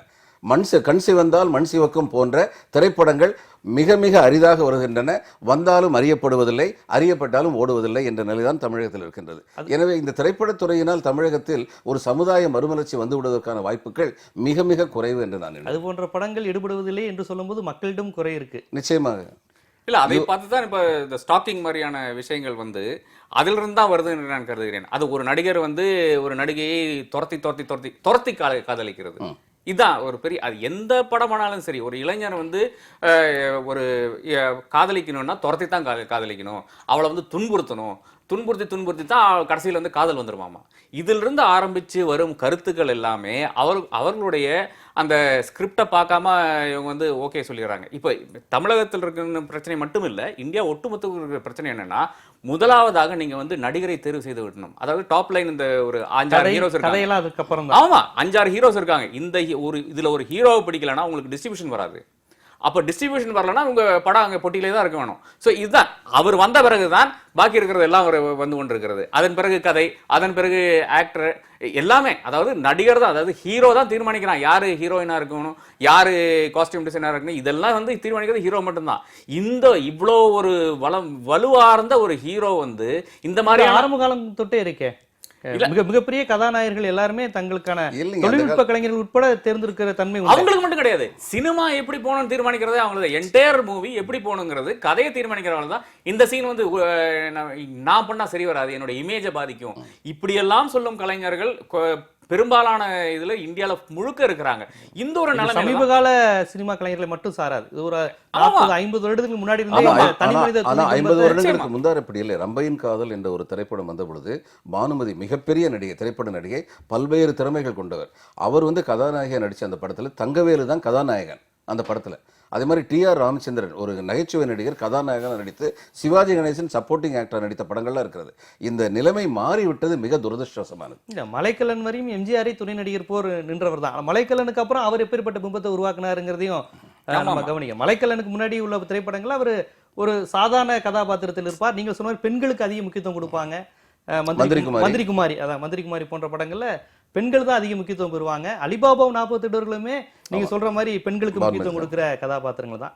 ஆனா இது போன்ற குறைகள் ஒருபுறம் இருந்தாலும் இந்த தமிழகத்தை சேர்ந்தவர்கள் என்கிற முறையில் இந்த நடிகர்களுக்கு சமகால சூழல் குறித்து விமர்சனம் செய்ய கருத்து கூற உரிமை இருக்கா இல்லையா? நிச்சயமாக உரிமை இருக்கு. அவர் டெஃபினட்டாக அதுல நாம தலையிட, தனி மனித உரிமை அது, அதில் நாம தலையிடவே முடியாது. ஆனால் நீங்க என்ன கருத்து கூறுறீங்க, அதனுடைய தாக்கம் என்னவா இருக்குன்னு கொஞ்சம் யோசிச்சு நீங்க செய்ய வேணும். அது ஒரு அரசாங்கம் இன்னும் ஆரம்பிக்கவே இல்லை, அதுக்குள்ளால நீங்க ஒரு அதை பத்தி டிசைட் பண்ணி விட்டீங்க, என்ன போகுது அந்த அரசாங்கத்துல டிசைட் பண்ணி விட்டீங்க. ஆனால் உங்க தரப்பில் இருக்கும் பிரச்சனைகள், உங்க துறையில் இருக்கும் பிரச்சனைகளை கையாளவே நீங்க முன்வர மாட்டீங்கன்னா அப்புறம் எதற்காக நீங்க அந்த கருத்து கூறுறீங்க இருக்கு. அப்புறம் அந்த திரைப்பட நடிகர்கள் சொல்ற முக்கியமான விஷயம், இந்த நம்பிக்கை வாக்கெடுப்போ ரகசிய வாக்கெடுப்போ இதில் நீங்கள் வாக்களிப்பதற்கு முன்னால் உங்க தொகுதி மக்களிடம் சென்று கருத்தை கேட்டறியுங்கிறாங்க. இது எப்படி சாத்தியம் நினைக்கிறீங்க? அவங்க மட்டும் இல்லை, பொதுவாகவே பரவலாகவே பல பேர் சொல்லியிருக்கிறார்கள். தார்மீக ரீதியாக அவர்கள் சொல்லுவது மிக மிக சரியானதுதான். ஆனால் இன்று உள்ள சிக்கலை என்னவென்றால் சட்ட ரீதியாக அவர்கள் செல்ல வேண்டும் என்ற கட்டாயம் இல்லை. அப்படி செல்லாவிட்டால் இந்த ஆட்சி முடியும் பொழுது மறுபடியும் அவர்கள் தேர்தல் நிற்கும் பொழுது மக்கள் என்ன செய்ய வேண்டுமோ அதை செய்வார்கள். இன்று மக்களுக்கு உள்ள உரிமைகள் என்னவென்றால் அதை ஏற்று சாத்வீகமாக போராட்டம் நடத்துவது, தங்களுடைய அதிருப்தியை வெளிப்படுத்துவது, இதைத்தான் செய்ய முடியும். இதை தவிர வேறு எதுவும் செய்ய முடியாது. ஆனால் தார்மீக ரீதியாக இப்படிப்பட்ட ஒரு பிரச்சனை, இந்த இது விகடனில் கருத்து கணிப்பு நடத்தின போது சில மாவட்டங்களில் இவங்களுக்கு சசிகலாவுக்கு 0% வந்திருந்தது. அப்போது இந்த அளவுக்கு பாப்புலாரிட்டி இல்லாத ஒரு தலைவரை முன்னிறுத்துறீங்க அப்படின்னு அவங்க கேட்டாங்க. அப்போ மக்கள் மத்தியில் இப்படி ஒரு பரவலான ஒரு அபிப்பிராயம் இருக்குன்னா எம்எல்ஏக்களுக்கு தார்மீக கடமை இருந்திருக்கிறது. தன்னுடைய வாக்காளர்கள்ட்ட போய் ஒன்று அவங்களுடைய இது தப்புன்னு சொல்லி அவங்க அவங்களுக்கு விளக்கணும், இல்லை அப்படி கிடையாதுன்னு. அப்படி இல்லைன்னா அவங்க தானே அவங்க தேர்ந்தெடுத்தாங்க, அவங்களுடைய கருத்தை நிச்சயமாக கேட்டுக்கணும். கண்டிப்பாக அது ஆரம்பத்தில் ஆரம்பித்த விஷயத்திலே திருப்பி வரோம். நம்ம தார்மீகம் சட்டம் அப்படின்னு வரோம். ஒரு சட்டம்ங்கிறது மக்களுடைய நலன் சார்ந்து இருக்கணுமா, இது போன்ற நம்பிக்கைகள் சார்ந்து இருக்கணுமா? நிறைவு கருத்தா நீங்க பதிவு செய்யுங்க. இல்ல, ஒரு அரசியல் சாசன சட்டம் என்றது மக்களுக்கு சேவை செய்யறது தான். இல்ல, it's not other way around. மக்கள் இதற்காக ஒரு ஒரு ஃப்ரேம் பண்ணி நீங்க இருக்க முடியாதுங்கிறதா அது ஒரு எக்ஸ்ட்ரா கான்ஸ்டிடியூஷனா போயிராதா? இந்த மாதிரியான கோரிக்கைகளை கேட்கிறேன். இல்ல, இது அந்த என்டையர் கான்ஸ்டிடியூஷனல் அசெம்பிளி டிபேட்ஸ் பார்த்தாலும் கூட அது எல்லாம் இந்தியர்களுக்காக இந்தியாவுக்காக செய்யும் ஒவ்வொரு விடயமாக தான் இருக்கிறதே தவிர அது it's not other way around. மக்கள் இதுல நீங்க ஐக்கியமாயிருங்கிற கருத்தே கிடையாது. அப்ப அரசியல் சாசன சட்டம் என்கிறது மக்களை வழிநடத்துகின்ற அதே நேரையில் மக்களுக்கு சேவை செய்யும் ஒரு சட்டமாக தான் இருக்கிறது. அப்ப அது அப்படியே நீடிக்க வேண்டும். இந்த மாதிரியான சூழ்நிலைகள் ஒரு அம்பேத்கரோ இல்ல அங்க இருக்கும் அந்த பெரியவர்களோ அந்த டைம்ல அவங்க யோசிக்கவே இல்லை. அப்ப அதற்கு ஏற்ப இன்றைக்கு சட்டம் மாறித்தான் ஆக வேண்டும். மாற்றவில்லை என்றால் மக்கள் மாற்றி விடுவார்கள். ஏன்னா இப்ப உங்களை போன்றவர்கள் சட்டம், அறம், தர்மம், மக்கள் உணர்வு எல்லாத்தையும் பிரதிபலிக்கிறீங்க. பொதுவா மக்களுக்கு இந்த சட்டம், அரசியலமைப்பு தெரியல. எங்கள்கிட்ட கேட்க சொல்லுங்க, உடனடியாக ஆட்சியை கவிழுங்க, ஆளுநர் ஆட்சியை கொண்டு வாங்க, இது போன்ற வாதங்கள் ரொம்ப ஒரு மேலோட்டமா வர்றதுனால தான் உங்களிடம் அதை நான் விளக்கமா கேட்டேன். தார்மீகம் எது, சட்டம் எது, எதன் அடிப்படையில் செயல்படுத்த முடியும்? இறுதியாக மக்களுக்கு விழிப்புணர்வு அதிகமாக ஆகாத வரையில் இப்படிப்பட்ட நிகழ்வுகள் நடந்து கொண்டது. மக்கள் தான் எஜமானர்கள். ஆனால் எஜமானர்களுக்கு தாங்கள் எஜமானர்கள் என்ற உணர்வும் இருக்க வேண்டும், எஜமானர்களுக்கு உரிய அறிவும் இருக்க வேண்டும். இரண்டையும் உருவாக்குவது நம்முடைய கடமை, அரசின் கடமை. அந்த அரசின் கடமையிலிருந்து எல்லா அரசுகளும் தவறிழைத்து விட்டன, கடமை செய்யவில்லை. இன்றைய முதல் பார்வை நிகழ்ச்சியில் இந்திய அரசியலமைப்பு சட்டம், மாநில உரிமை, சட்டமன்ற இறையாண்மை, நடுவண் அரசினுடைய பங்களிப்பு என்னவாக இருக்க வேண்டும், என்னவாக இருக்கிறது என்பதெல்லாம் குறித்து இருவருமே விரிவா பேசுனீங்க. அதற்காக முதல் பார்வை நிகழ்ச்சி உங்கள் இருவருக்கும் நன்றி தெரிவிச்சுக்கிறேன். நன்றி. மீண்டும் முதல் பார்வை நிகழ்ச்சியில் சந்திக்கும் வரை உங்களிடமிருந்து விடைபெறுவது ஜீவசகாப்தம்.